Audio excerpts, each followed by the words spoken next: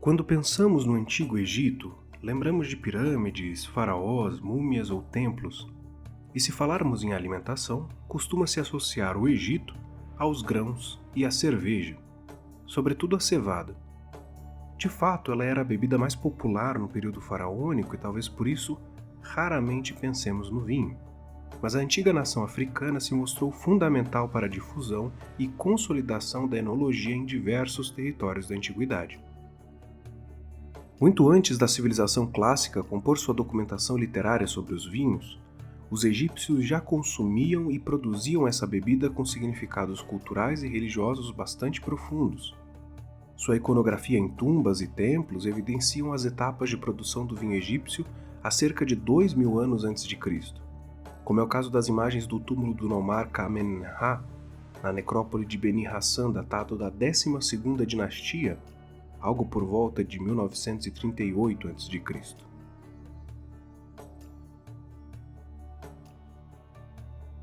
O Egito Antigo foi uma das primeiras grandes civilizações vinícolas da história, responsável por desenvolver técnicas de cultivo da uva e fabricação do vinho muito antes dele se tornar popular no mundo antigo.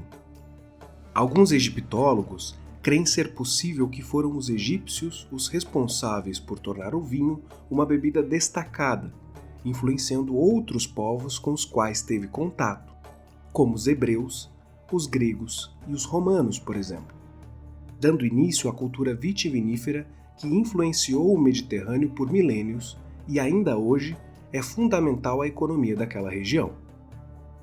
As práticas e os métodos para a produção, rotulagem e armazenamento de vinho dos egípcios foram tão relevantes que sobreviveram até a atualidade, permanecendo ativos entre alguns dos principais produtores do mundo contemporâneo.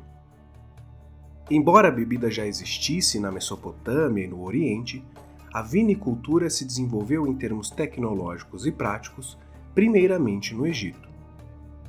Por esse motivo, os antigos egípcios foram considerados por alguns estudiosos como a primeira civilização vitivinícola da história, uma vez que o vinho era parte integrante de sua cultura e sua produção foi sistematizada e documentada amplamente.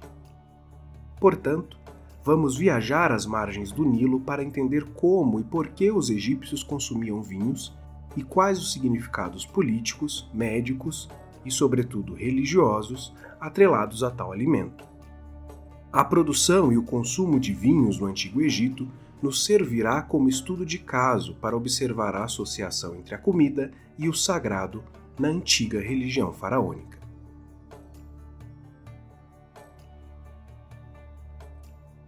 Eu sou Felipe Daniel Roseni, pesquisador em História Antiga e Filosofia da Alimentação pela Universidade Federal do Paraná, e serei o seu comensal. Sente-se e sirva-se à vontade. O aperitivo de hoje é a sacralidade do vinho no Antigo Egito.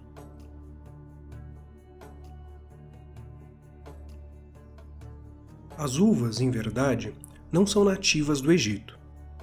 Elas chegaram provavelmente do Cáucaso e da Anatólia, regiões entre as atuais Europa Oriental e Ásia Menor, por volta de 4000 a.C., ainda no período pré-dinástico, como apresentam os vestígios materiais encontrados em sítios arqueológicos como o de Tel El Faraim, também chamado de Colina dos Faraós, no Baixo Egito. Mesmo assim, os egípcios parecem ter rapidamente dominado o cultivo de uvas no delta e no vale do Nilo, criando vinhedos sofisticados em solos férteis e bem irrigados. Eles desenvolveram técnicas para a produção de vinho, que seriam posteriormente assimiladas pelas culturas alimentares da Grécia e Roma antigas. O vinho era chamado de irp, ou irep, palavra apresentada por 2 jarros na inscrição hieroglífica. Curiosamente, alguns linguistas relacionam o termo a uma palavra original traduzida como podre, uma alusão à fermentação das uvas. No período ptolomaico, a partir do século III a.C., novos termos surgiram como forma de se referir ao vinho, vocábulos que conhecemos a partir das liturgias de oferendas e cenas de oblações inscritas nas paredes de tumbas e templos. Por muito tempo, os egiptólogos acreditaram que os egípcios produziam apenas vinho tinto. Isso pela iconografia, que representava apenas uvas tintas, e pela associação da bebida com sangue. Associação essa que também acontecia durante a cheia do Nilo, quando o rio ganhava tons avermelhados devido à grande concentração de sedimentos ferruginosos oriundos da região de Atbara. O período de cheia, no final de julho, correspondia justamente ao tempo de colheita das uvas. Porém, os estudos arqueológicos comprovaram os diferentes tipos de vinho que circularam no Egito faraônico: tinto, branco e uma variedade especial chamada cheddar, uma bebida alcoólica que se supunha ser feita de romãs, mas estudos publicados em 2006 por pesquisadoras da Universidade de Barcelona provaram o contrário. Com base na adega extraordinariamente bem preservada no túmulo do rei Tutancâmon, 11º faraó da 18ª dinastia, resíduos de antigas ânforas permitiram a identificação de ácido tartárico, principal ácido do vinho, e ácido ciríngico, pigmento responsável pela cor vermelha das uvas, revelando que o cheddar se tratava de uma espécie de vinho tinto nobre, bastante usado em cerimônias religiosas ou embalsamentos. Exemplos da importância do cheddar no Antigo Egito vêm da sua associação com a família real e seus usos em poemas românticos, nos quais a bebida era associada à voz doce de um amante. No Egito, o vinho era, sobretudo, uma bebida da elite. Faraós, nobres e altos sacerdotes tinham acesso regular ao vinho, enquanto camponeses, artesãos e trabalhadores comuns consumiam principalmente cerveja. Segundo estudos de Maura Regina Pretuschi, da Universidade Estadual de Ponta Grossa, o vinho poderia custar até 10 vezes mais que a cerveja. Heródoto, famoso historiador do período clássico, por volta do século V a.C., ratificou que o hábito mais comum entre os egípcios era consumir o que chamou vinho de cevada, nome inventivo para cerveja, em contraposição ao vinho de uvas, que era mais apreciado pelos gregos.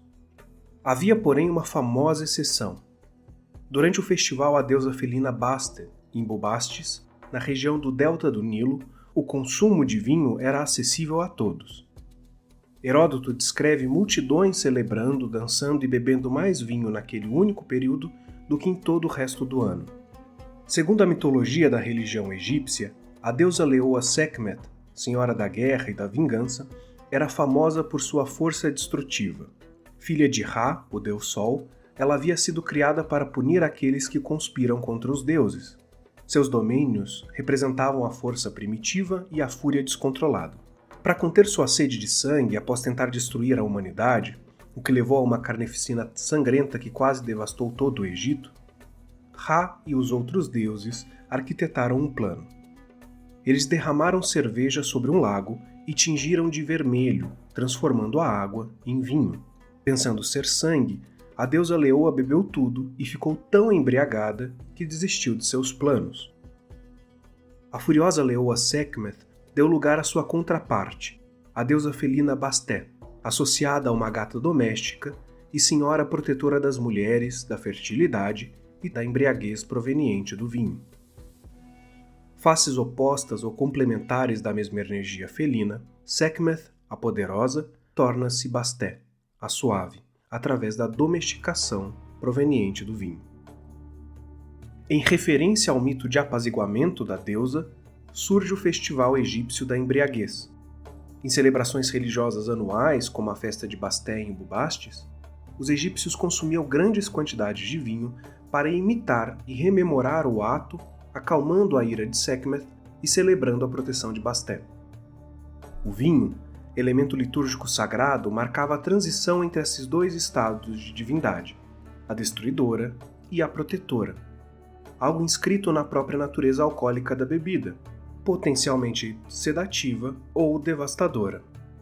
Bubastis e seu festival foram, sem dúvida, profundamente destacados entre os egípcios do passado, tanto que no terceiro período intermediário, por volta de 945 a 712 a.C., os faraós da 12ª dinastia, chamada Dinastia Bubástida, de origem líbia, estabeleceram em Bubastis a nova capital imperial. Nessa época, o culto à deusa gata e seu templo foram ampliados. Curiosamente, também é quando se tornam mais correntes as mumificações de felinos. Para os egípcios, portanto, o vinho não era apenas uma bebida. Era também um elemento sagrado. Estava ligado a Bastet e Sekhmet, mas também a Shesmun, deus infernal do sangue e da prensa do vinho, que em suas histórias abatia seus inimigos da mesma forma que esmagava as uvas, espremendo-os em sua prensa. Osíris, divino inspirador da fermentação, era simultaneamente senhor do vinho e deus da ressurreição. Interessante observar como cerca de 3.000 anos antes do nascimento de Jesus, os antigos egípcios utilizavam o vinho tinto para simbolizar o sangue de seu deus que viveu na terra, foi morto após uma traição e ressuscitou para julgar os mortos. O sangue de Osíris era associado ainda ao avermelhamento das águas do Nilo durante as cheias, o que era visto como garantidor da fertilidade do delta durante o plantio da uva. Uma antiga canção egípcia, encontrada na tumba do escriba e contador de grãos Nebamun, oficial que viveu em finais da 18ª dinastia, por volta de 1350 a.C., afirmava: "Os canais estão cheios de água novamente e a terra está inundada de amor." Ainda, liturgias de oferenda de vinho grafadas no templo ptolomaico de Edfu e datadas do reinado de Ptolomeu XI, em 80 a.C., descrevem: "As águas da enchente se alegram e a vinha floresce, produzindo frutos com mais uvas do que a areia das margens do rio." No Egito, o vinho era oferecido aos deuses nos templos e colocado em tumbas reais para acompanhar o faraó na vida após a morte. Em Saqqara e Ábidos, arqueólogos encontraram enormes jarros de vinho lacrados com o selo real, destinados aos mortos, representações do vinho como parte do banquete eterno dos faraós no além. É possível rastrear o uso litúrgico do vinho, ofertado aos mortos para consumo no pós-vida, pelo menos desde a Quinta Dinastia, cerca de 2.500 anos antes de Cristo, mas ele seguiu como elemento importante na liturgia faraônica durante todo o período da Antiguidade. O faraó Amenófis, ou Amenhotep IV, posteriormente renomeado de Akhenaton, foi um importante propagador do vinho em seu projeto religioso de abandonar o politeísmo tradicional faraônico e tentar unificar o culto a um único deus, Aton, o disco solar. Ele e sua esposa, a célebre rainha Nefertiti, administravam suas próprias vinícolas, onde vinhos de altíssima qualidade eram produzidos tanto para fins ritualísticos quanto para o consumo. No intuito de atrelar a bebida ao governante regente, a família real criou selos para identificar seus jarros, mandou fazer representações imagéticas de si mesma bebendo vinhos e ampliou o estoque e variedade de taças para consumo, algumas das mais famosas delas em formato de flor de lótus. Talvez não seja sem motivo que uma das poucas menções a Akhenaton durante o reinado de seu pai Amenófis III apareça em um registro de vinho do palácio de Malcata, em Tebas, que é mencionado como propriedade do filho do rei, Amenhotep. Das 8 ânforas de vinho encontradas na sepultura destinada ao filho de Akhenaton e Nefertiti, o faraó Tutankhamon, 2 continham resíduos de vinho tinto, 5 de vinho branco e 1 de cheddar. Curiosamente, o vinho tinto havia sido colocado a oeste do falecido rei e o branco a leste. Alguns egiptólogos, como Joan Fletcher, acreditam que o vinho tinto foi colocado a oeste para simbolizar o pôr do sol avermelhado e o sangue, representantes da morte, enquanto o vinho branco a leste indicava o nascer solar, brilhante e dourado, da manhã seguinte, marcando a ressurreição. Neste momento, a partir do Império Novo, as jarras e ânforas de vinho passaram a ter inscrições bastante detalhadas, como o ano de produção das uvas, tipo de produto, IRIP ou cheddar, origem geográfica, propriedade produtora e o nome do enólogo responsável. Podia trazer ainda comentários do produtor como propaganda ou um selo de indicação da família real para aqueles rótulos presentes na adega pessoal do faraó. Note como esses padrões de rotulagem das embalagens são surpreendentemente semelhantes aos modelos estabelecidos por legislações atuais. Os antigos vinicultores egípcios chegaram a classificar os vinhos de acordo com a qualidade, desde simples a muito bom, doce, misturado ou vinho em processo de fermentação para aqueles que deveriam ser envelhecidos.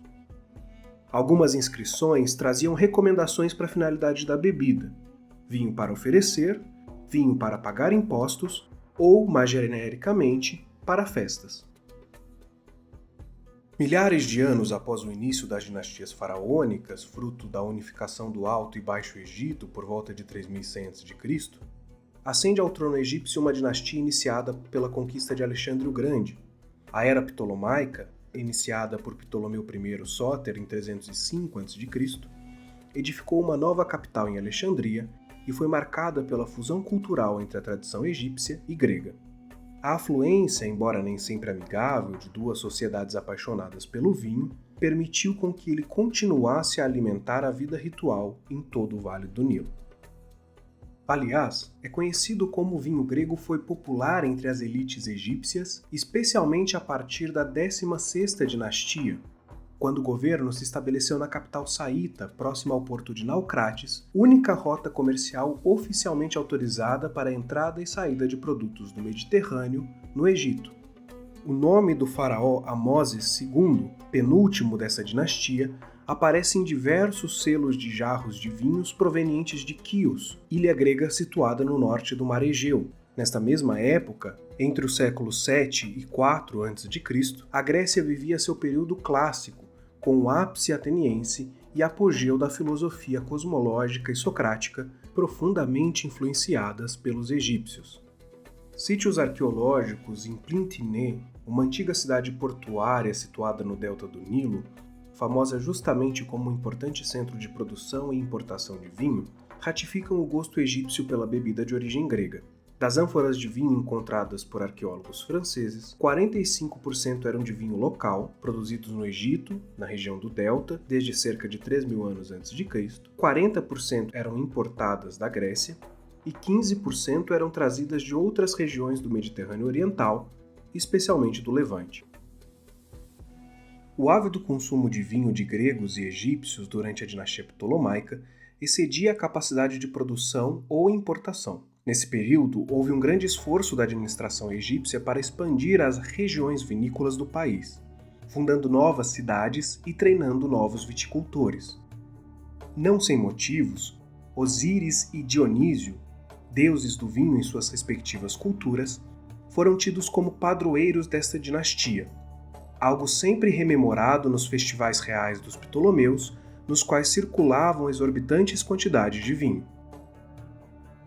Tamanho o amontoado de bebida a ser servida, engenheiros de Alexandria desenvolveram autômatos no século III a.C., destinados a encher taças com vinho de uma jarra de maneira autônoma a partir de mecanismos hidráulicos. Uma tecnologia semelhante foi amplamente empregada em templos dedicados à primeira faraó da dinastia, Arsínoe II, rainha do Egito entre 301 e 280 a.C.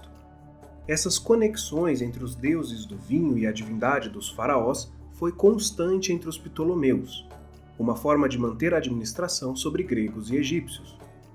No século I a.C., Ptolomeu XII deu-se o título real de Novo Dioniso e presenteou sua filha e sucessora com o título de Nova Ísis, ninguém menos que a mais célebre e última governante de sua dinastia, Cleópatra VII. Historicamente, associou-se o gosto da rainha a vinhos doces e aromáticos do Mediterrâneo, especialmente ao moscatel de Alexandria, uma casta de uva cultivada até hoje e recorrentemente propagandeada como o vinho de Cleópatra. Além de ritual e prazer, o vinho também era usado como elemento para a medicina egípcia, uma mistura avançada de práticas científicas e crenças espirituais. Misturado ao famoso preparo chamado kipi, um composto de resinas, ervas e especiarias, o vinho servia para tratar diversos problemas respiratórios, digestivos e até crises epilépticas. A produção de vinho no Antigo Egito serviu a inúmeras finalidades, desde embriaguez em festivais, uso cotidiano pelos nobres, sacralização em rituais ou como medicamento, seguindo uma técnica padronizada de produção. Graças às pinturas e imagens gravadas em paredes dos templos e tumbas e pelas evidências arqueológicas sobreviventes, conhecemos muito bem o processo de produção de vinho pelos egípcios. Primeiro, as uvas eram colhidas no final de julho, durante a cheia do Nilo. Depois eram pisadas em grandes tanques de pedra, muito parecido com métodos tradicionais, ainda usados hoje. O mosto era filtrado em tecidos de linho e transferido para grandes ânforas de barro que eram seladas com tampa de argila. Algumas bebidas fermentavam por pouco tempo, outras eram envelhecidas por meses, demonstrando um avançado conhecimento de controle da fermentação. Logo, remontando a uma antiguidade longínqua, o vinho é um elemento capaz de relacionar simbologias religiosas e alimentares, desde seu uso como oblação aos deuses ou elemento das refeições eternas dos faraós. Muito mais que uma bebida, o vinho entre os egípcios foi símbolo de poder, ponte com os deuses, substância farmacológica e parte essencial de sua cultura. Ao brindar hoje, carregamos, ainda que sem saber, um legado que vem sendo construído desde as margens do Nilo. Pouco mais de 30 anos após a queda da dinastia Ptolomaica, com a morte de Cleópatra e a ascensão do Império Romano por Otaviano Augusto, nasce o fundador de uma nova religião que também traz o vinho como elemento litúrgico em associação ao sangue. Mas esse é um assunto para o próximo episódio. Chegamos ao fim de mais um episódio. Se você gostou, peço que curta, compartilhe e siga o Comensal Podcast para não perder os próximos encontros. Fico também à disposição para dúvidas ou sugestões. Você pode nos escrever pela seção de comentários ou pelas nossas redes sociais, @projeto.comensal.